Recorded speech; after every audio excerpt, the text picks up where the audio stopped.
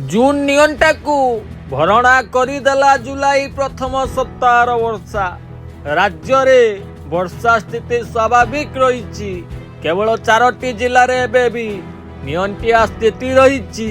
11 जिले वर्षा परिमाण स्वाभाविक को टपी जाइछि।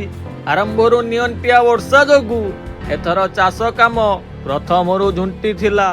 विलंबरे बुणाबुणी आरंभ होइथिबा सत्वे चाष स्थिति धीरे धीरे सुधुरुछि। आगकू भी भल वर्षा आशा करा जाउछि। आग पछ होई 2टी लघुचाप ओडिशा आड़कू माड़ी आसुछि। यह प्रभाव रे आसंता 22 तारीख पर्यंत राज्य में भल वर्षा होई पारे। बेसी वर्षिब उत्तर ओडिशा रे एमिति पूर्वानुमान करिसंती विशिष्ट पाणीपाग वैज्ञानिक तथा सोआ विश्वविद्यालय परिवेश और जलवायु केन्द्र निर्देशक डॉक्टर शरचंद्र साहू। हाँ आज्ञा, डॉक्टर साहू को आकलन कहूची चलित जुलाई रे भल वर्षा होई पारे। यह चाष काम को बेस सहायक होई पारे। तांको कहिबानुसार उत्तर ओडिशा झारखंड पाखरे स्थल भागरे एक घूर्णिबलय सृष्टि होई पारे।